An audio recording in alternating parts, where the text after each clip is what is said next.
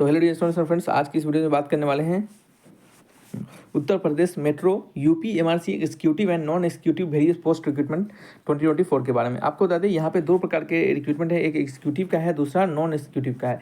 ये एग्जीक्यूटिव में भी बहुत सारे पोस्ट हैं और ये नॉन एग्जीक्यूटिव में भी बहुत सारे पोस्ट हैं। ठीक है, तो सारे पोस्ट एग्जीक्यूटिव और नॉन एग्जीक्यूटिव के रिगार्डिंग हम आपको यहाँ पे डिटेल में बताएंगे और इसके regarding selection process, eligibility criteria और आपके कह सकते हैं सिलेबस आपके क्या रहने वाले हैं, एजुकेशन क्वालिफिकेशन क्या मांगा गया है, तमाम चीज़ें बताएंगे। तो वीडियो से बने रहिएगा और कंप्लीट वीडियो को वॉच कीजिएगा। यदि कोई डाउट होगा तो हमसे कमेंट बॉक्स में लिखकर बिल्कुल पूछिएगा स्टूडेंट्स। और स्टूडेंट्स सभी दोस्तों भाइयों से यह भी अपील रहेगा कि वीडियो अच्छा लगेगा तो लाइक जरूर कीजिएगा और चैनल को जरूर सब्सक्राइब कीजिएगा ताकि आपको सारे गवर्नमेंट अपडेट यहाँ पे मिलते रहते हैं स्टूडेंट्स। बढ़ते हैं ऑफिशियल नोटिफिकेशन की ओर और वहाँ जाके कंप्लीट डिटेल्स को देते हैं।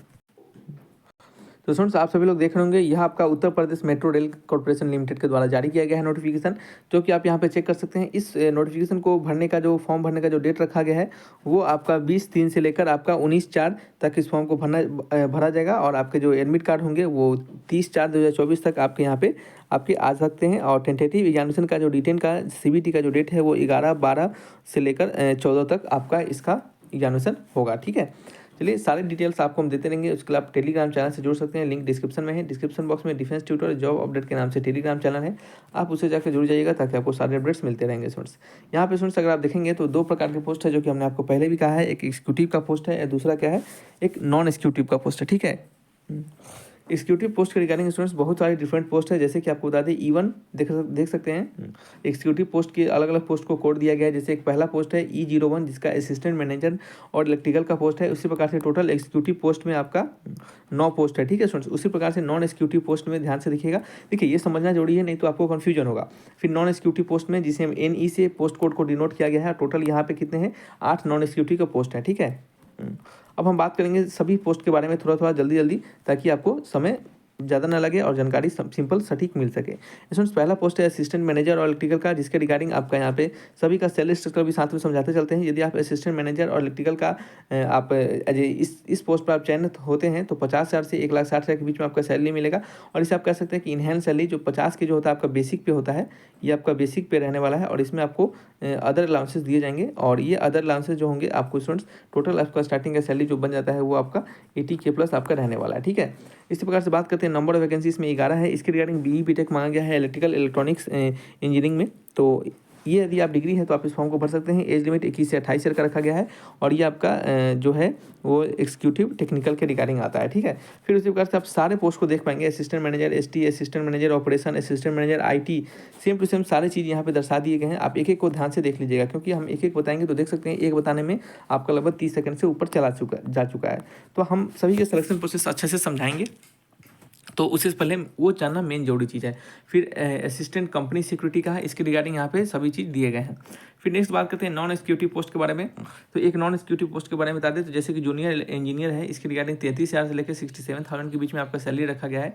तो ये आपका सैलरी स्टार्टिंग का सैलरी जो रहने वाला है ये 45K प्लस आपको ही मिलेगा, क्योंकि ये 33,000 जो है वो आपका वो बेसिक पे है और इसमें अदर अलाउंसेस मिलते हैं। इस अलाउंस में आपके जैसे DA होते हैं, महंगाई भत्ता, फिर हाउस रेंट अलाउंस होते हैं, फिर ट्रेवल अलाउंस TA कहते हैं, ये सब बहुत सारे और भी तमाम अलाउंस होते हैं। इनको मिलाकर आपका सैलरी 45 प्लस बन जाता है। ठीक है, इसके regarding age limit, education qualification simple देख सकते हैं, diploma in electrical electronics and electronics में आपका मांगा गया है। तो आप यहाँ पे सारे अलग अलग पोस्ट के रिगार्डिंग चेक कर पाएंगे। ठीक है, अब हम बात करते हैं स्टूडेंट्स यहाँ पे सिंपल आपका इन सभी चीज़ों को समझने के बाद आपका यहाँ पे सिलेक्शन प्रोसेस जो होगा वो किस प्रकार से रहने वाला है स्टूडेंट्स। तो ध्यान से सुनिएगा, आपका सिलेक्शन प्रोसेस जो रहेगा वो सभी पोस्टों के रिगार्डिंग सिंपल कह सकते हैं कि आपका रिटन एग्जामिनेशन होगा, फिर आपका डॉक्यूमेंट वेरिफिकेशन होगा, फिर आपका मेडिकल के आधार पर आपका सिलेक्शन लिया जाएगा। ठीक है, आप सारे पोस्ट वाइज यहाँ पे देखेंगे तो सभी में लगभग एक ही प्रकार जैसा सिलेक्शन प्रोसेस को रखा गया है स्टूडेंट्स। ठीक है, आपको बता दें कि जो पोस्ट कोड आपका 1 से E यानी एग्जीक्यूटिव जितने भी पोस्ट हैं उसमें पोस्ट नंबर E1 से लेकर आपका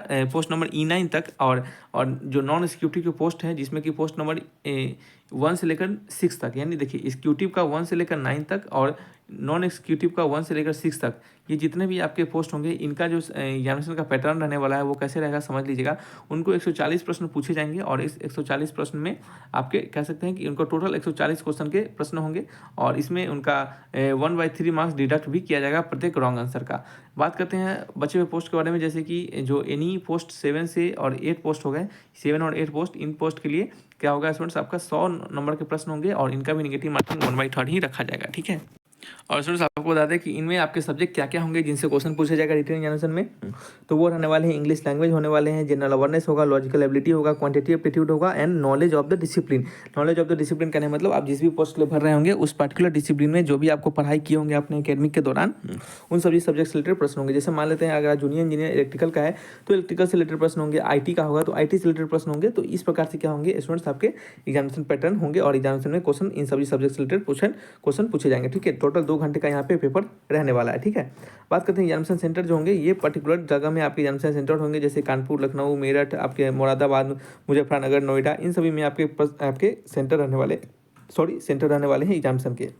आगे बढ़ते हैं स्टूडेंट्स, बात करते हैं स्टूडेंट्स, यदि आप यहाँ पे सब कुछ क्वालिफाई कर जाते हैं तो आपका cost of training and security bond के नाम पर इन सभी पोस्ट के रिगार्डिंग आपको इतना सैलरी, आपको इतना जो आपका कह सकते हैं पैसा जो है आपका as a non refundable cost of training के नाम पे लिया जाएगा। यानी कहने मतलब यदि आप एग्जीक्यूटिव के किसी भी पोस्ट पे आप अगर चयनित हो जाते हैं तो आपको 94,400 रुपये का फीस लिया जाएगा आपका, जो कि नॉन रिफंडेबल होगा। और यह फीस आपके ट्रेनिंग के नाम से आपको लिया जाएगा, यानी ट्रेनिंग के नाम पर। ठीक है, यानी कहने मतलब ट्रेनिंग के लिए आपको 94,400 फीस लिया जाएगा। ठीक है, और ये बहुत कोई बड़ा फीस नहीं है स्टूडेंट्स आपको, क्योंकि अगर बात करेंगे सैलरी जो है तो वो बहुत ही अच्छी लेवल का सैलरी मिलेगा एग्जीक्यूटिव वाले के लिए। हमने आपको बताया भी है एक सैलरी ऊपर से। ठीक है, 80+ आपको सैलरी मिलेगा, एक ही महीना में आपका ये पैसा निकल जाएगा। ठीक है, तो ये आपका इस प्रकार से क्या होंगे आपके कह सकते हैं ट्रेनिंग के रिगार्डिंग आपका पैसा लगेगा और आपको बाद में फिर आपको सैलरी स्ट्रक्चर मिलेगा जो कि हमने आपको बताया है। ठीक है स्टूडेंट्स, और जानकारी के लिए आप यहाँ पे पढ़ सकते हैं। ये एक प्रकार से सिक्योरिटी बॉन्ड के नाम पे लिया जाता है स्टूडेंट्स।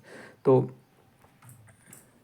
और स्टूडेंट्स आपका जो प्रोबेशन पीरियड रहेगा वो 2 ईयर्स का रहेगा। जो आपका ट्रेनिंग पीरियड रहेगा उसको जोड़कर आपको 2 ईयर का प्रोबेशन पीरियड पे रखा जाएगा। देन फिर आपका क्या होगा, फुल एम्प्लॉयमेंट आपको दिया जाएगा। ठीक है, तो ये सभी चीज़ आपको तमाम जानकारी मिल गई होगी। यदि कोई डाउट होगा तो हमसे कमेंट बॉक्स में लिखकर बिल्कुल पूछिएगा। रखते हैं इस वीडियो को, मिलेंगे नेक्स्ट वीडियो में। Thanks for watching.